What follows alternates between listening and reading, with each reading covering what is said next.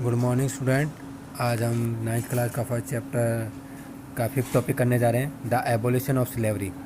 ठीक है, दास प्रथा का उन्मूलन या दास प्रथा का खात्मा या समाप्ति। तो देखते हैं सबसे पहले फर्स्ट लाइन में क्या लाइन बन रही है कि सबसे पहले ये बताया गया है फ्रांसीसी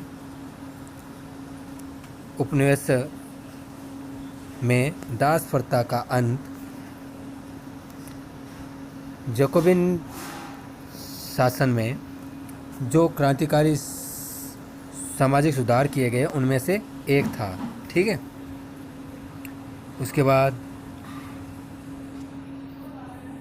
कैरिबियाई उपनिवेशों में उनमें से कई क्षेत्र बनाए गए थे, जो उनमें थे number 1 Martinique, number 2 Guadeloupe, number 3 San Domingo.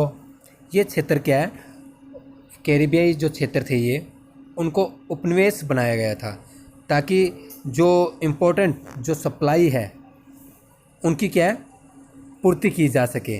और वो कौन कौन सी थी सामग्री, एक तो टैबेको थी यानी तंबाकू, नील, शुगर, कॉफ़ी, इन चीज़ों की क्या है यहाँ पर जो कॉलोनियल क्षेत्र बनाए गए थे, ठीक है, उन क्षेत्रों से यहाँ पर इनकी भरपाई की जाती थी। ठीक है, फिर आगे देखते हैं। यहाँ पर अपरिचित भूमि पर या अपरिचित भूमि और काम की लंबी दूरी के लिए यहाँ पर कहते हैं कि अपरिचित भूमि और काम की लंबी दूरी के कारण यूरोपियन के लिए क्या है काम के लिए वो नहीं जाते थे। ठीक है, दोबारा बताता हूँ यहाँ पर इस लाइन की, अगर समझ में नहीं आया है तो, कि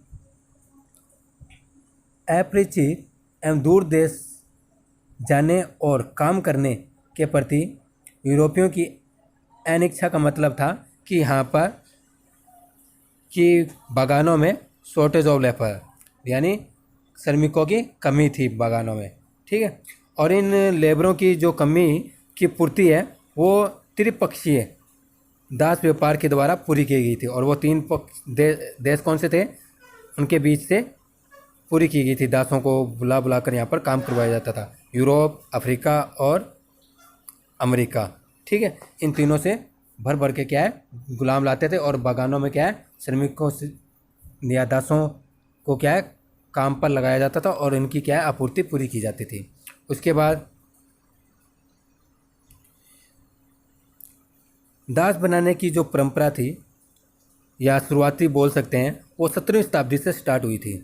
यानी दास बनाने की जो शुरुआती दौर था वो 17वीं शताब्दी से स्टार्ट हुआ था। और इसमें क्या है एक फ्रेंच जो व्यापारी था, एक नाविक, वो क्या है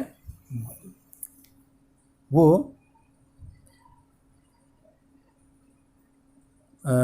एक फ्रांसीसी व्यापारी था जो कि बोर्दे और नान्ते बंदरगाह से क्या है बोंद्रेक्स या फिर बोंदे बोलते हैं, नान्ते बंदरगाह से अफ्रीका तट पर जहाज़ ले जाते थे। और वहाँ पर जो उनका हेडमैन था, चीफ मैन था, लोकल स्थानीय मुखिया से क्या है उनको क्या है दासों को वहाँ से खरीदता था अफ्रीका से। ठीक है, और फिर ब्रांडेड और सेकल्स द स्लेव यानी उन गुलामों पर क्या है या तो दागा जाता था या बेड़ियों से बांधा जाता था या हथकड़ी पहनाए जाते थे। ब्रांडेड का मतलब ये है कि उन पर छाप लगाई जाती थी, ठीक है, या मोहर लगा दी जाती थी कि ये हमारा गुलाम है, एक निशान लगा देते थे, ठीक है, उस पर कि ये हमारा चिन्ह बोल सकते हैं, चिन्ह लगा देते थे जिससे कि उस पर पहचान हो जाता है कि ये हमारा गुलाम है। ठीक है, या उसको बता दिया जाता था कि आज के बाद भागना मत, तुम क्या है गुलाम हो। ठीक है, गुलामी की बेड़ियों में उसे बांध दिया जाता था। आगे देखते हैं।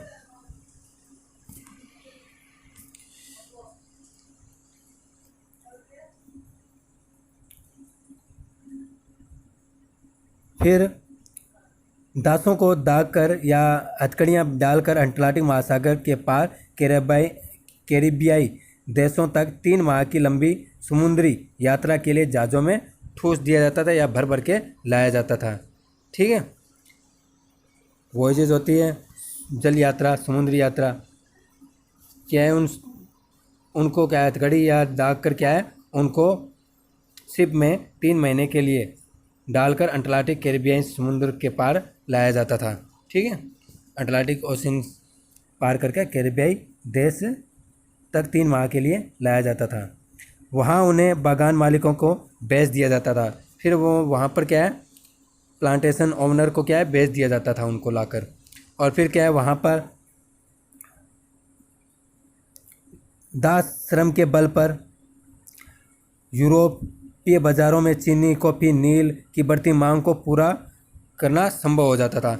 और फिर क्या है जितना एक्सप्लॉयटेशन यानी इसका क्या बलात् श्रम, अधिक से अधिक गुलामों को क्या है काम करवाया जाता था ज़बरदस्ती। ठीक है, और जितना पॉसिबल हो सके, संभव हो सके, उनसे क्या है मेहनत मजदूरी करवाई जाती थी। और जो मार्केट में डिमांड होती थी उसको पूरा करवाया जाता था उनसे, जैसे शुगर होगी, कॉफ़ी होगी, इंडिगो होगी, इन चीज़ों को क्या है उनसे पैदावार करवाई जाती थी, करवाया जाता था। ठीक है, गुलामों से। उसके बाद बोर्दे और नाते जैसे बंदरगाह फलते फूलते दास व्यापार के कारण ही समृद्ध नगर बन गए। यानी कहने मतलब बोदरेक्स या बोर्दे और नानते जैसे बंदरगाह क्या है वो बाद में क्या है प्रॉस्पेरिटी यानी धन संपदा से फल फूल गए। स्लेव ट्रेड, एक स्लेव ट्रेड के रूप में चले थे ये, दास व्यापार के रूप में, और एक क्या है एक सिटी के रूप में, बंदरगाह सिटी के रूप में उभर गई है। ठीक है, आगे देखते हैं।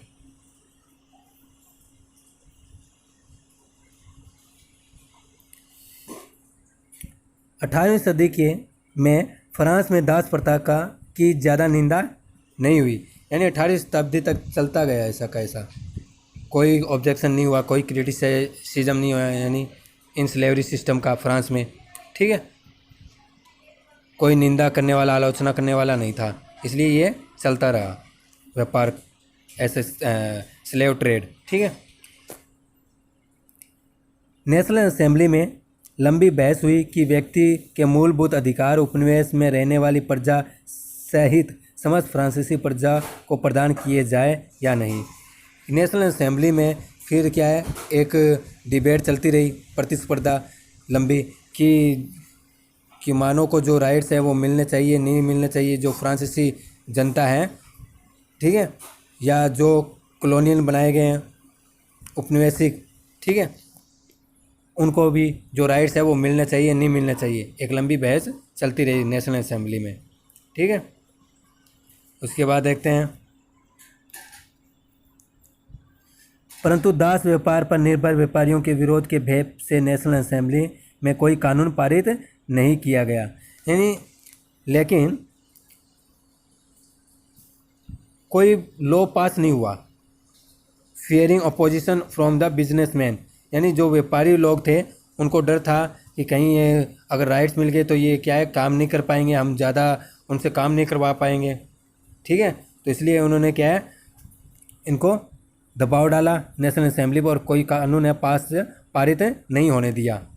ठीक है, क्योंकि ये जो व्यापारी लोग थे वो इसी पे तो निर्भर करते स्लेव ट्रेड पर।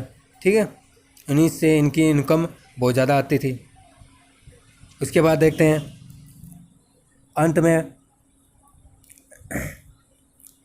अंततः सन 1794 में के कन्वेंशन ने फ्रांसीसी उपनिवेशों में सभी दासों की मुक्ति का कानून पारित कर दिया। यानी अंत में एक लंबी बहस चली तो कन्वेंशन के कारण, बातचीत के कारण 1794 में एक कानून पारित हो गया, जिससे कि स्लेव क्या है अब फ्रांस में अपने खुद दासों की मुक्ति का कानून पारित हो गया। ठीक है, फ्रांस में। उसके बाद यह कानून एक छोटी सी अवधि तक ही लागू रहा, एक छोटे से टाइम पीरियड के लिए ही रहा था। ठीक है। 10 वर्ष बाद नेपोलियन ने दास प्रथा पुनः शुरू कर दी। इसके बाद नेपोलियन आ गया यानी 98 में। ठीक है। नेपोलियन का कोड 1804 में स्टार्ट हुआ था, तो इसका मतलब 94 से 1804 10 वर्षों तक ही ये दास मुक्ति का काम चला था, यानी कानून पास हुआ था सिर्फ 10 साल के लिए, छोटे से समय के लिए। जब नेपोलियन आ गया तो दास प्रथा वापस पुनः शुरू हो गई थी। ठीक है। नेपोलियन ने दोबारा स्टार्ट कर दी दास प्रथा। उसके बाद देखते हैं,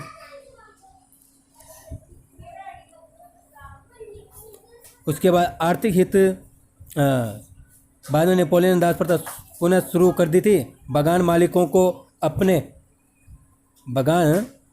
को अपने आर्थिक हित साधने के लिए अफ्रीकी निग्रो लोगों को गुलाम बनाने की स्वतंत्रता मिल गई थी। बगान मालिकों को, अभी देखें तो यहाँ पर प्लांटेशन ओनर थे, बगान मालिकों को ये समझ में आ गया कि स्वतंत्रता किस प्रकार है तथा उनको शामिल करते हुए अधिकारों को इन स्लेव यानी निग्रो लोगों को, क्या अफ्रीकी जो लोग होते हैं उनको स्लेव बनाना या गुलाम बनाना स्टार्ट कर दिया। ठीक है। उनको स्वतंत्रता मिल गई थी। ठीक है। उसके बाद आर्थिक हित सुधारने के लिए, ठीक है, उनको अधिकार ये मिल गया। फ्रांसीसी उपनिवेश से अंतिम रूप से दास प्रथा उन्मूलन 1848 में किया गया, यानी अंत में स्लेवरी सिस्टम था वो पूरी तरह एकदम 1848 में जाके समाप्त कर दिया गया। ठीक है। ये था आपका चैप्टर। Thank you.